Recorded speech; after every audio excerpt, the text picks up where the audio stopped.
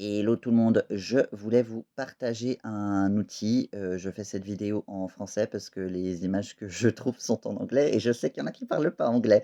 Donc je me dis ça peut aider. Je voulais vous partager un outil que j'ai découvert hier avec, mon physio, avec mon kiné.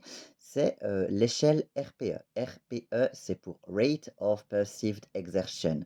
Donc, c'est l'échelle de l'épuisement perçu, si on traduit en français. Le but de cette échelle, c'est d'évaluer, si l'exercice qui est donné, c'est trop ou c'est pas assez. Si c'est pas assez, et ben, on augmente, la charge, la vitesse, l'intensité, les répétitions, ce genre de choses. Si c'est trop, et ben, faut baisser, hein. Voilà, si vous mettez non, c'est 10, c'est trop, hein, surtout, enfin, si vous êtes, en physio, en kiné, c'est pas le but. Donc, je vais vous donner les chiffres, la traduction. Et après, bah, du coup, je vous mettrai, l'image, pour les personnes qui parlent anglais et puis comme ça, il y a un côté un peu visuel.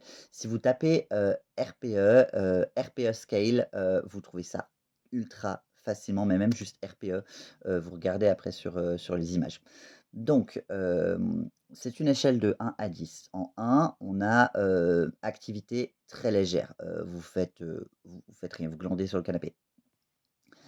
Ce qui, en soi, pour certaines personnes malades chroniques, ça peut déjà être une activité, chaud, hein. C'est pas du tout pour juger, mais c'est pour pour donner, voilà, c'est l'exemple que mon kiné m'a donné.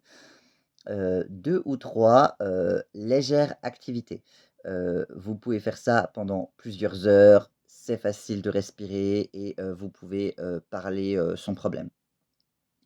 4 ou 5, c'est une activité modérée. Vous pouvez faire, l'exercice, sur une certaine longue période de temps. Vous êtes capable de parler et de maintenir des conversations courtes. Ça peut être, par exemple, marcher rapidement pour beaucoup de gens. Enfin, je sais que pour certaines personnes, c'est pas du tout accessible. Je donne une idée pour entre guillemets «la norme». Vous savez si vous êtes dans la norme ou pas. Je suis désolé pour ceux qui ne le sont pas. 6 ou 7, l'activité vigoureuse. Vous êtes, sur le point de devenir pas confortable, vous avez le souffle court, mais vous pouvez, parler avec, des phrases, courtes. Voilà, vous êtes capable de donner une phrase complète, de répondre à une question, ce genre de choses. 8 ou 9, l'activité est très intense. C'est difficile de maintenir l'exercice, au niveau de cette intensité. C'est difficile de parler plus qu'un mot. Et 10, c'est l'effort maximal. C'est impossible de continuer, vous êtes complètement à bout de souffle et vous êtes incapable de parler.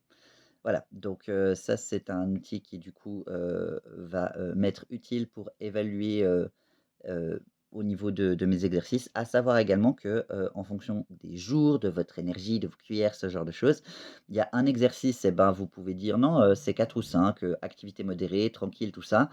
Et une autre fois, ce même exercice, ça va être 8 ou 9. Donc c'est à voir aussi avec, votre kiné ou vous-même, si vous êtes autonome là-dedans, à réévaluer ça. Si c'est entre guillemets «trop facile» et ben, vous augmentez ce jour-là et si c'est trop difficile, ben, vous diminuez.